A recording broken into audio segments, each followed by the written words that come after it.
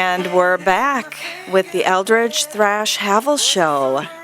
Ladies Takeover Sunday. This seems to be happening a little bit more often lately, the Ladies Takeover. Maybe Jason likes that. I think so. That's a good thing. Yeah. We'll have to get Katie on here next time. Yes, that's a good idea. We should get that done. Yeah, we'll just keep them honest. Although we did need them the last time we were talking about love and relationships. So it was good to get a man's perspective. I loved that show. That was one of my favorite shows. Yeah, and that was one that Barry it was such a good show, and we all looked really good too. Oh, geez. We did, and we were neglected. Yeah, so I'll have to go back and listen to that one because I don't. Yeah, you only have to listen. You can't watch it on YouTube. Oh, so, jeez, Louise. Yeah. But it was a good one. Yeah. All right, we were last talking about things that you can do to your house before selling. Key things where you'll get the most bang for your buck. And Casey was going to share a story with us about something that's going on in real estate. Right. And I mean, it's kind of it's the opposite of that because we have a seller right now who she's lived in her home for 32 years. It's an amazing house, but at the same time, she's lived there and not really necessarily done some of the things that she should have done or could have done. And now that she's selling her house and it's on the market, she, had to go through everything, get rid of a lot of stuff, and prepare her home for the market. And at first she was like, this is really overwhelming. I don't know how I'm going to do this. But at the same time, the more and more she got into it, the more and more she realized that the things that she's doing, even the minimal stuff that she did, is going to help her home sell. And then she was like, I should have done this stuff years ago. I should have done it for me. Mm-hmm. You know what I mean? Like, not necessarily a cleanse for the house. Right. Yeah. Well, and that's what I was saying too. I think you get so comfortable in your home, like you mentioned, Dawn, and I was just telling the girls on the break that, I had, a couple friends over, and so maybe sit in my living room area. I live alone, so, it's the couch in front of the TV is where I sit, right? Occasionally somebody sits next to me on the couch, but it's few and far between these days. But anyways, I digress. So I had a couple of girlfriends that came over and were sitting, and my girlfriend happened to notice, in my kitchen, the cupboards, like a little piece of wood, kind of falling off. And I was like, I never even noticed that. I don't ever sit at that angle. So that's why I think it's really good when you have, even if you are considering you're selling a house, maybe if it isn't for 6 months or a year, talk to somebody now, Jason, Dawn, have somebody come out and just kind of do that once over, because that third eye view, is really going to be able to see, okay, so hey, now you've got to do this in the next 3 months because now you decided to move to Arizona, I don't know where she's moving, 32 years, is she moving somewhere? She doesn't know yet. She's on vacation right now. She wants to be a vagabond, and she wants to just oh my gosh, explore. And she got on a plane yesterday, and she's going to be gone for a month. She's going to Morocco and all these amazing places. Oh, fun. And she's like, I want to decide. She eventually knows where she wants to end up, and she wants to stay here. But for right now, she just wants to live and explore and everything, and just kind of so that's great. Yeah, so that's the thing, like I said, if that's what your goal is, and I know Jason and you guys have talked about on the show before too, about people who are thinking about selling in a year or 2 years from now, and so have somebody come in and take a look at it and say, okay, in the next 3 months or 6 months, these are some things that you can do to improve the value of your home. And it's like that show, that Love It or List It. I think we've talked about that too. Then people do these improvements and they're like, oh, wait a minute, I don't actually want to sell. I do want to stay here. I've had that happen. And we get people times. that ask us to, and as far as refinancing, it's been 3-4 years, and with rates as low as they are, they can go from a 30-year down to a 20-year. I mean, we have people that are going from a 30-year to a 15-year, and their payment is just increasing a minimal amount because rates are so low. But some of the challenges are those values, and so when we ask, a consumer or a borrower, what kind of improvements have you done to your home?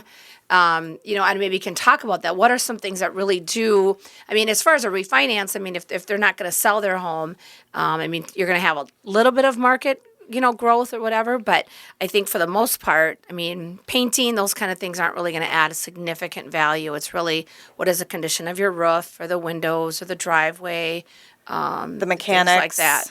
Hot water heater, is it original? Is it 30 years old? Is it within the last 10 years? Usually that's something that gets called out on the inspection as well.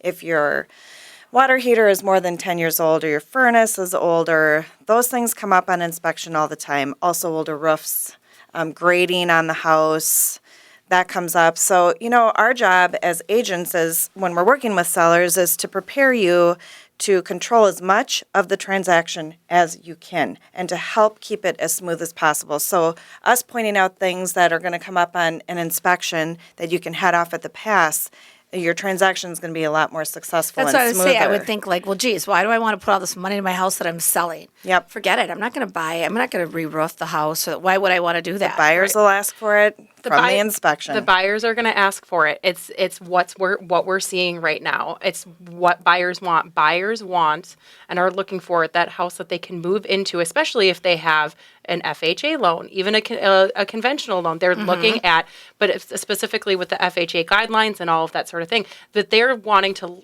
walk into a house and say, oh, it's perfect, it's ready, I can move in, I don't have to do anything. And that's what I feel like the majority of people that we're seeing. There are those people out there that look at it and go, oh, well, I can paint, I can redo the carpet, I'm handy, I can do that sort of stuff.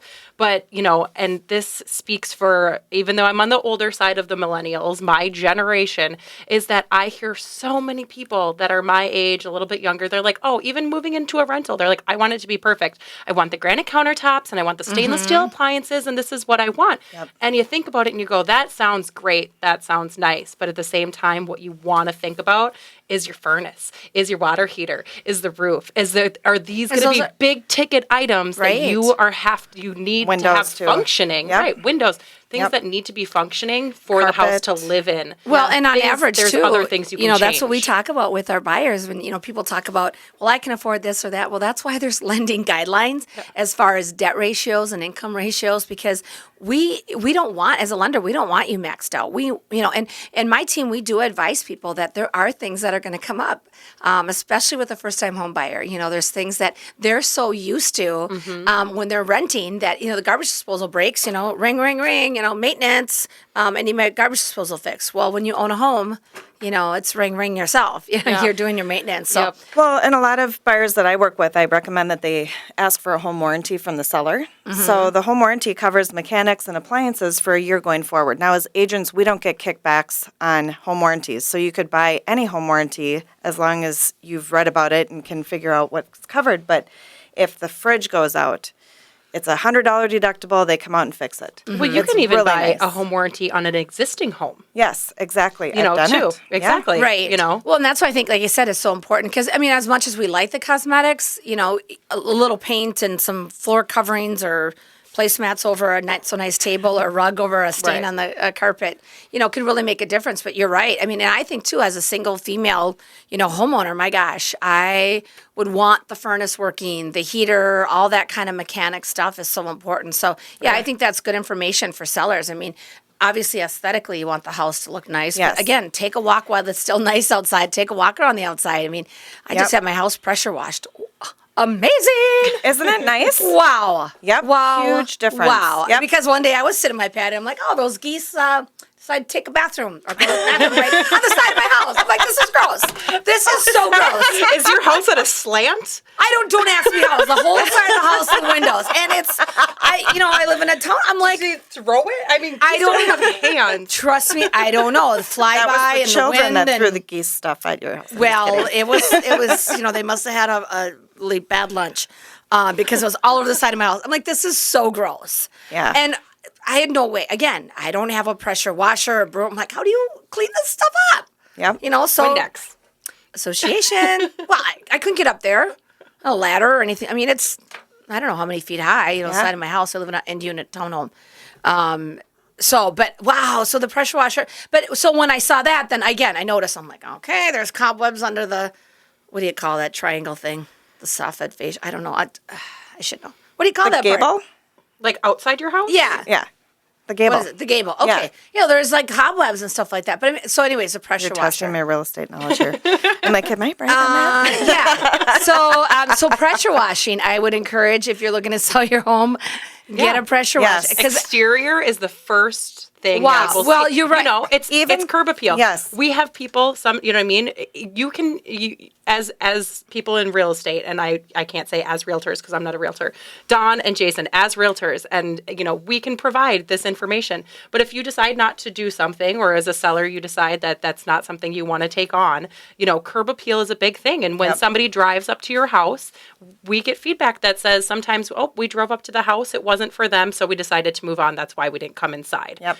That's a thing. And you don't have to break the bank with updates. Like Right. if you don't have fabulous landscaping, buy some potted plants and set them out there, and it makes a huge difference.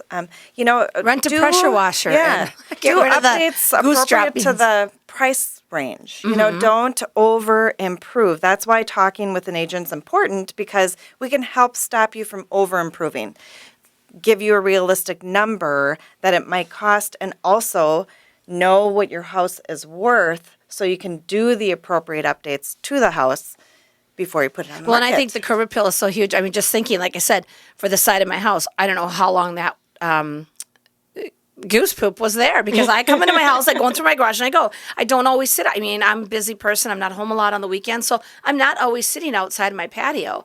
So, and I would think that too, if you're listing your house and you're gone a lot because there's showings and things like that, have you walked around to see what the back of your house looks like? Because if you're not out there, or the side of your house, because you go in through your garage too, you might not even notice that you don't have the most pleasant curb appeal. So that's why, again, have an agent. Don't take it personal. You know, it's just your outside third-party objective, just trying to, you know, what you said can make all the difference in the world. Yep. All right. Well, our next segment, we are going to talk about the times of day you should visit a house before you buy. I'm Dawn Eldridge with RE/MAX Results. I'm Casey Thrash with the Eldridge and Stockwell team of RE/MAX Results. And I'm Stephanie Havel with Wells Fargo Home Mortgage. My number is 612-940-7335. Thanks.